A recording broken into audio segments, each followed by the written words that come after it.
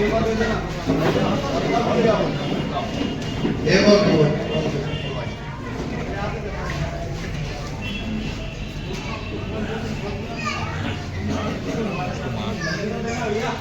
हाथ आ रहा तुम्हारा।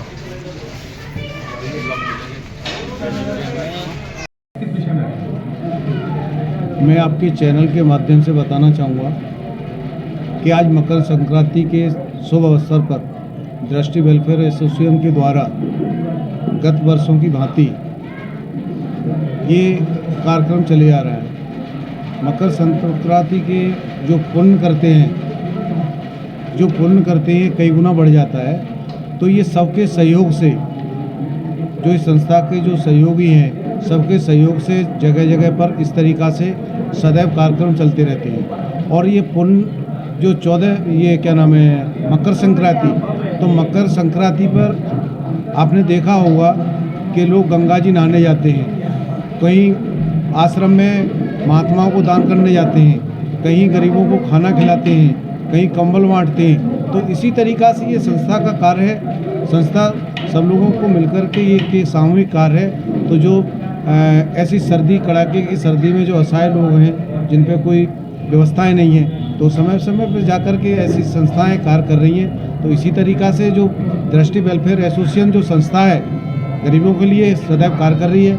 ये बच्चों को पुस्तकें देने का भी कार्य करती है, कंबल वितरण का भी कार्य करती है। उसके बाद में जो कैंप, जो मेडिकल कैंप हैं, वो भी लगाने का काम करती है। इसके सहयोगी काफ़ी लोग हैं, जैसे हमारे ये प्रेमपाल जी हैं, अमित धामा जी हैं, और ये सोनू जैन जी हैं। कई कार्यकर्ता हैं इसके, सोनू एडवोकेट हैं, और राम कुमार जी हैं जो आर्मी से रिटायर हैं। ऐसे कई तमाम जो सदस्य, अरविंद मथुरिया जी हैं, तो तमाम सदस्य इस तरीक़ा से जुड़े हुए हैं। ऐसी संस्थाएं जब काम करती हैं, हमारी जो सरकार है तो बांट ही रही है, सरकार भी इस तरीक़ा से बांट रही है, लेकिन सरकार के बाद भी संस्थाएं भी इस तरीक़ा से कार्य करती हैं। विगत कितने वर्षों से आप ये कार्य करते हैं? करीब 6 साल हो गई इस तरीक़ा से कार्य करते हुए। आगे और कुछ इसमें बढ़ाने का है या इसी तरह से?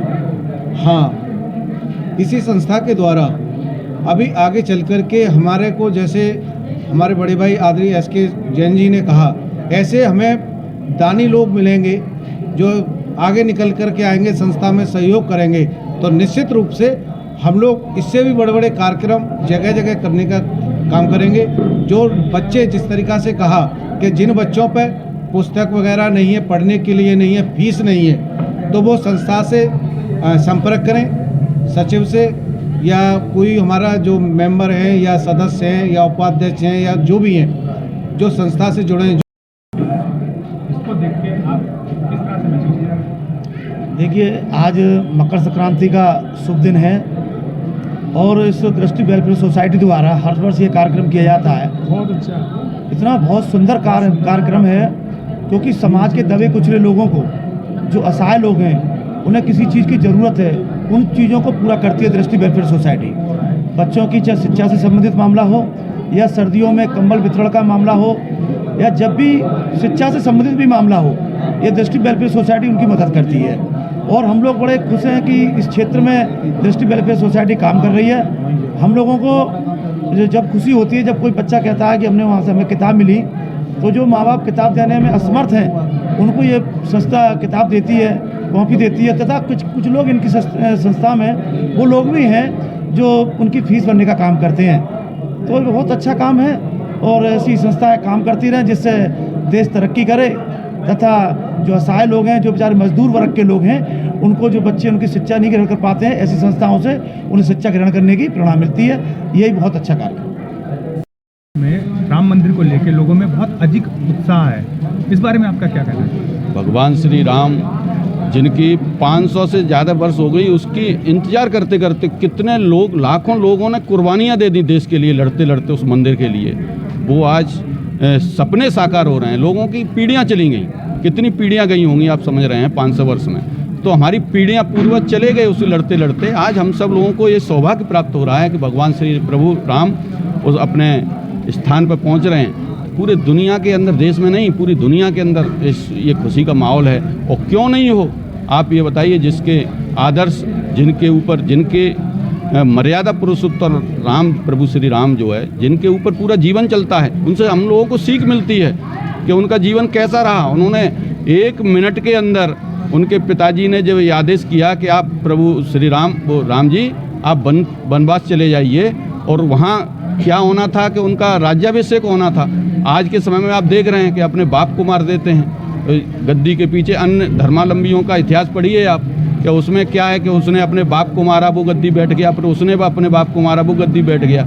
लेकिन प्रभु श्री राम ने हम सब लोगों को वो संस्कार दिए हैं, वो हमारे आदर्श हैं कि उन्होंने उस समय पे और 1 सेकंड के अंदर उन्होंने ये पिताजी का आदेश माना। तो हम सब युवाओं के लिए, पूरे देश के लिए, पूरी दुनिया के लिए उदाहरण हैं। तो ऐसे प्रभु श्री राम जब वहाँ पहुँच रहे हैं अपने मंदिर में, तो हम क्यों ना खुशी होगी, क्यों पूरी दुनिया को खुशी नहीं होगी। हमारे जो सनातनी लोग हैं बहुत खुश हैं, और 22 तारीख को सब लोग अपने घरों पर दीपावली मनाएंगे। दिन में वो प्राण प्रतिष्ठा का कार्यक्रम उसको भी देखेंगे, और ये भव्य दिव्य माहौल पूरे देश के अंदर, दुनिया के अंदर है। अपने ब्रज से भी 16 तारीख को यहाँ से जो गाय के गोबर से जो धूप बत्तियाँ बनी हैं, वो यहाँ से प्रभु श्री राम के मंदिर में जा रही हैं।